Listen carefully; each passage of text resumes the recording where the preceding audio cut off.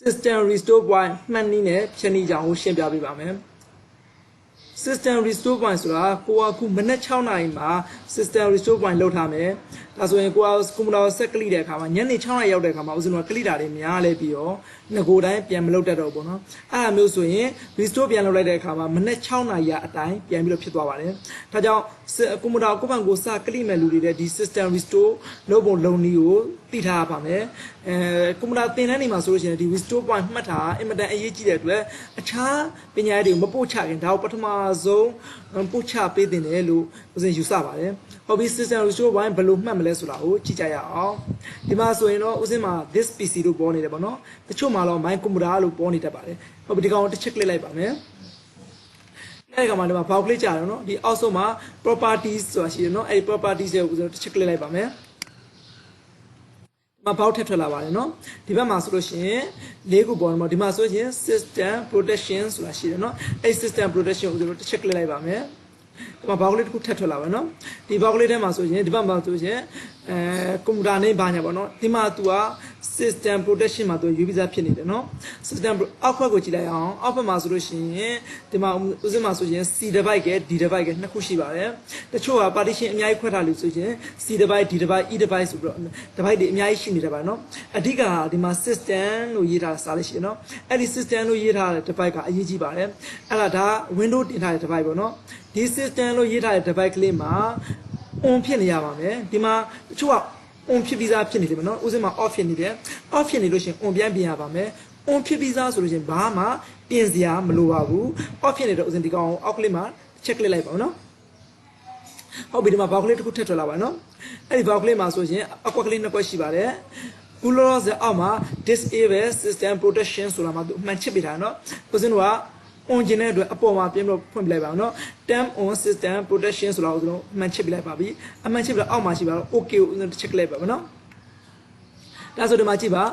ဒီ C device မှာအခုဆိုရင် on သွားပါပြီ on သွားတော့အစဉ်ကဒီ restore point စမှတ်ပါမှာနော် restore point မှာလာဒီအောက်မှာ create ဆိုတာရှိတယ်နော်အဲ့ဒီ create ကိုတစ်ချက်လိုက်ပါမယ်ဒီမှာ box တစ်ခုထပ်ထွက်လာနော်အဲ့ဒီ box ထဲမှာကိုယ့်ရဲ့ဒီrestore point မှတ်ရဲ့အမီပေါ့နော်ကိုပေးခြင်းတဲ့အမီပေးလို့ရပါတယ်ဦးစင်းကတော့ဒီမှာလိုလေကိုပြအောင်လို့0011လို့အမီပေးလိုက်တယ်နော်အဲ့ပြီးတော့ဦးစင်းဒီမှာ create ကိုတစ်ချက် click လိုက်ပါမယ်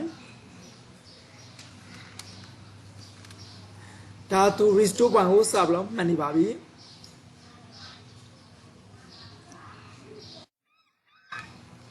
ဒီမှာဆိုရင်သူ restore point အကုန်လုံးမှတ်ပြီးသွားပါပြီ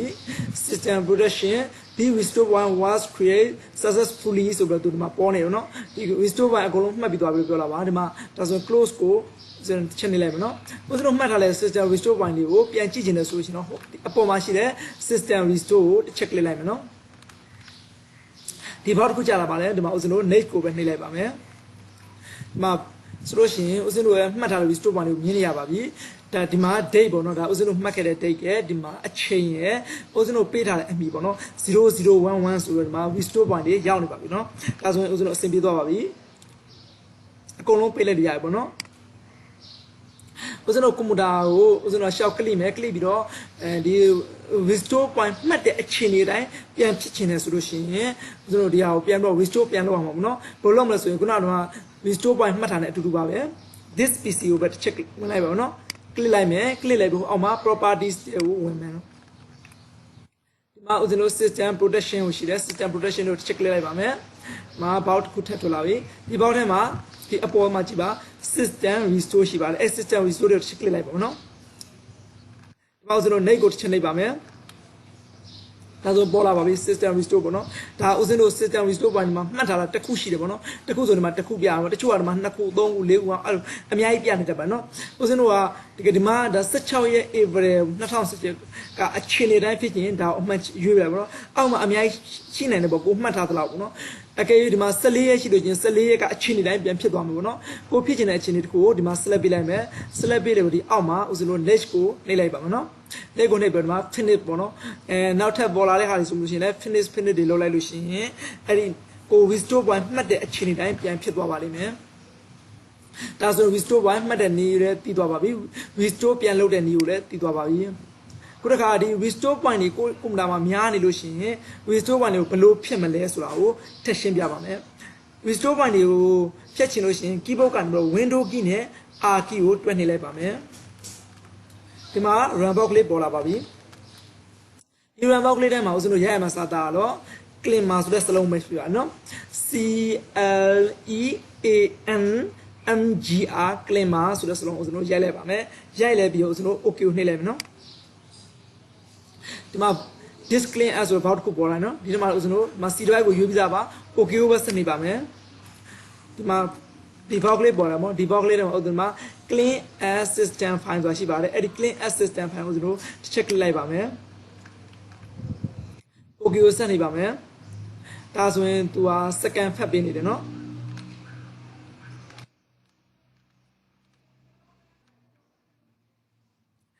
ဒါဆိုရင်သူဒီမှာအကုန်လုံးစကန်ဖတ်ပြီးသွားပါပြီဦးဇင်းတို့ဒီမှာအပေါ်မှာကြည့်ပါဦးနော် disclaim as for OSC ဆိုလို့မှာပေါ်နေနော်ဒီ box လေးထဲမှာဆိုလို့ရှိရင်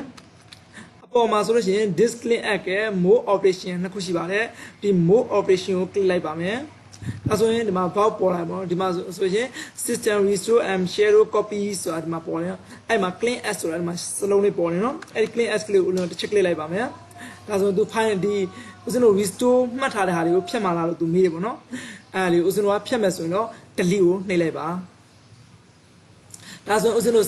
restore မှတ်ထားတာတွေပြတ်သွားပါပြီအကယ်၍သူက9ခုရှိလို့ရှိရင်နောက်ဆုံးဟာကို channel လိုက်ပြီးရှေ့လေးကိုသူကဖြတ်ပေးပါလိမ့်မယ်ဒါကိုပြီးတော့လို့ရှိရင်တော့ဒီမှာချစ်ကလေးကိုမှိတ်ဒီလိုနှိပ်လိုက်ပြီးတော့ close လိုက်လို့ရပါပြီဒါဆိုရင် system restore point မှတ်တဲ့နည်းရယ် restore ပြန်လုပ်တဲ့နည်းရယ်နောက်တစ်ခါ restore point တွေများလို့ရှိရင်ဖြတ်တဲ့နည်းရယ်ကိုသိသွားတော့ပါပြီအခြားနည်းပညာဘုဒ္ဓရာတွေကိုလေ့လာခြင်းနဲ့ဆိုလို့ရှိရင်ဦးဇင်းရဲ့အရှင်သူစိတ်တာဆိုတဲ့အကောင်ကို Facebook မှာရိုက်ရှာလဲပြီးတော့ဦးဇင်းဒီအကောင်မှာလာရောက်လေ့လာနိုင်ပါတယ်